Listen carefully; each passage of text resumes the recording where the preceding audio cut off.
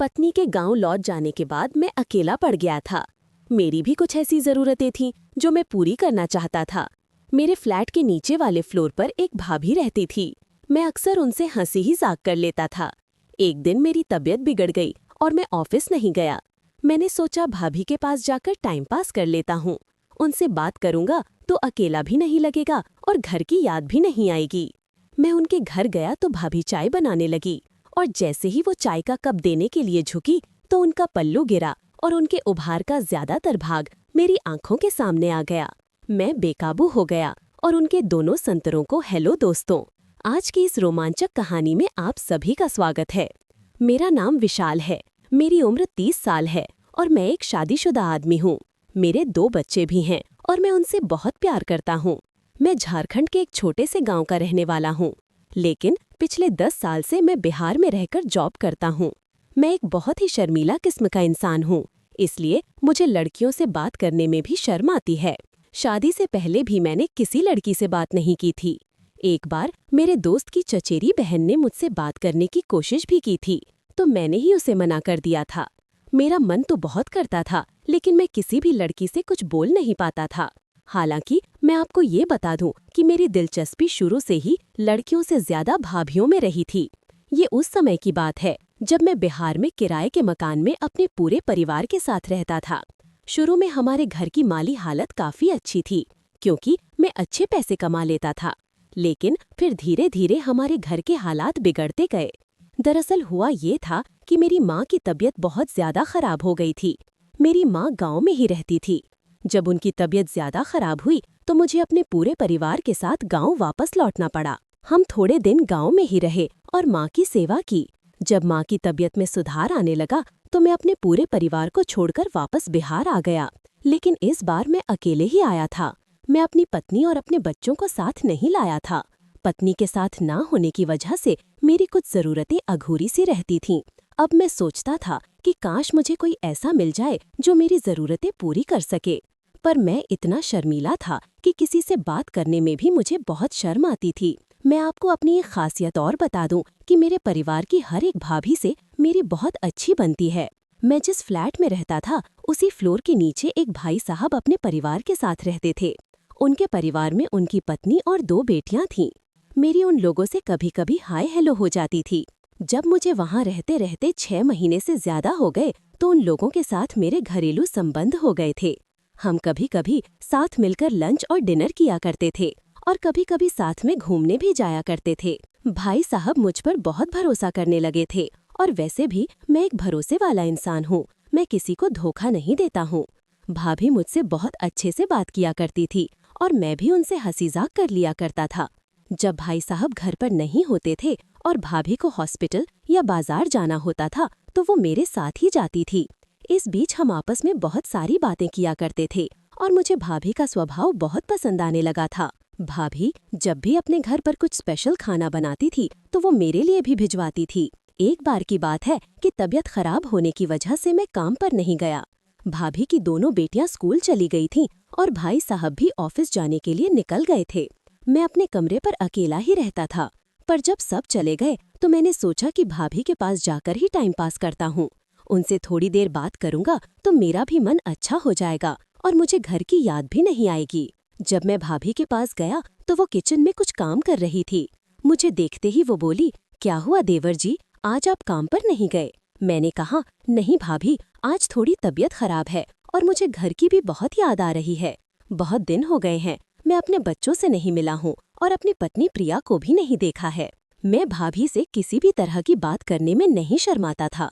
इसीलिए मैंने उनसे कहा, भाभी आपको तो पता ही है कि हर आदमी की एक जरूरत होती है और मेरी पत्नी भी बहुत दिनों से मेरे पास नहीं है।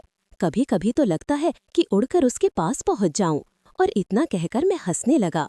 वो बोली, बात तो आप सही कह रहे हो देवर जी, मैं समझ सकती हूँ कि आप पर क्या बीत रही है।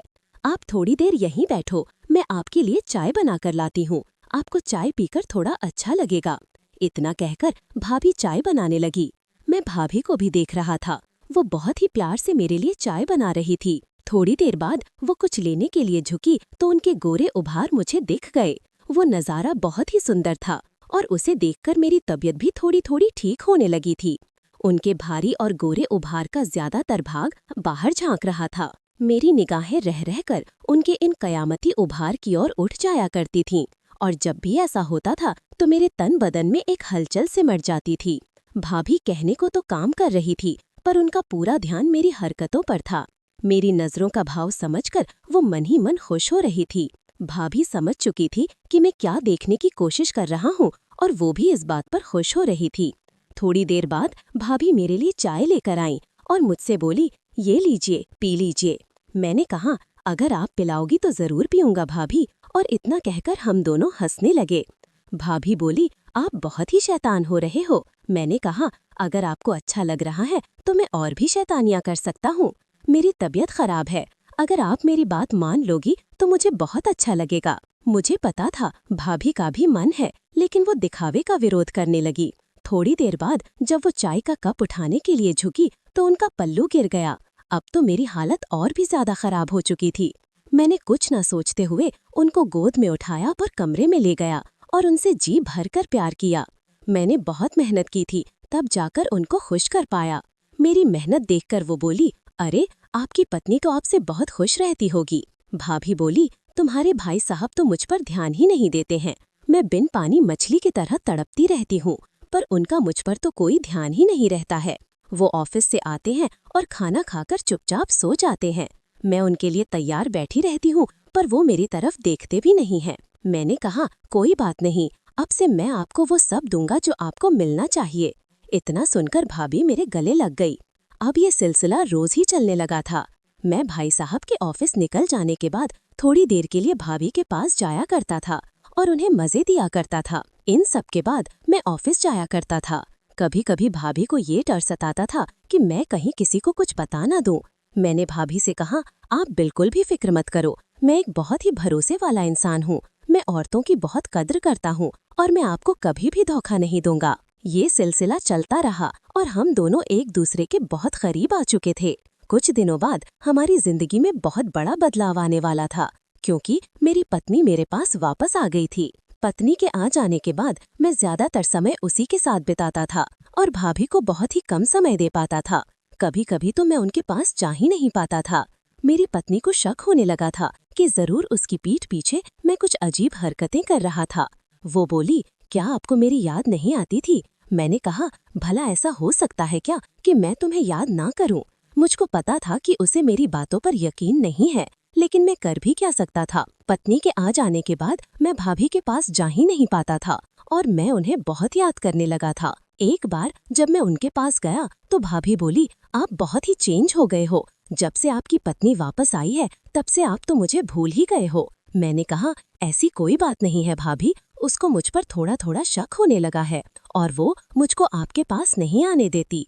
मैं फिर भी आपके लिए समय निकाल लेता हूँ और आपके पास चला आता हूँ। थोड़ी देर बातें करने के बाद हम दोनों आपस में समा गए और फिर मैं ऑफिस चला गया। कुछ दिनों बाद मेरी पत्नी को मेरी शर्ट पर लिपस्टिक के निशान मिले।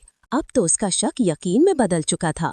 जो बोली, मुझे पहले से ही पता था कि तुम्हारा उस चुड़ैल के साथ चक्कर चल रहा है। मैं अभी जाकर सब कुछ भाई साहब को बता दूंगी और तुम दोनों का पर्दाफाश कर दूंगी। मैंने कहा, प्लीज तुम ऐसा कुछ भी मत करो, मैं आप कभी भी उनसे बात नहीं करूंगा। वो इतना गुस्से में थी कि रोने लगी और बोली, मैं गांव में आपकी माताजी की सेवा करने में लगी हुई थी, आपके बच्चों को पालने में लगी हुई थी और आप इधर मुझे धोखा दे रहे थे। क्या आपको शर्म नहीं आती? क्या ये जरूरतें हैं आपके लिए? इतनी ज्यादा जरूरी है कि आप अपनी पत्नी को धोखा दे दोगे? अरे अगर मैं इतने दिनों तक आपके बिना रह सकती हूँ तो आप क्यों नहीं रह पा रहे थे?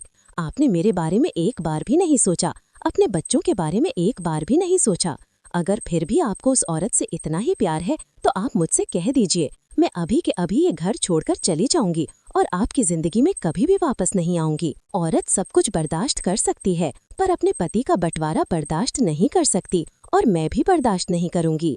अगर आपको मेरे साथ रहना है तो मेरा ही बनकर रहना होगा, नहीं तो आप मुझसे कह दीजिए, मैं गांव चली जाऊंगी और वहीं रहकर माताजी की सेवा करूंगी। मैं समझ चुका था कि मैंने अपनी कुछ पलों की जरूरतों के लिए अपनी पत्नी का दिल दुखाया है। मैंने उससे माफी मांगी और बोला, आगे से कभी भी ऐसा नहीं होगा। तुम कहीं भी मत जाओ और मेरे साथ रहो। तुम मेरे लिए सब कुछ हो, हमारे बच्चे मेरे लिए सब कुछ हैं। मैं तुम लोगों के बिना जिंदगी नहीं जी पाऊंगा। इसके बाद से मैं कभी भी भाभी के पास नहीं गया।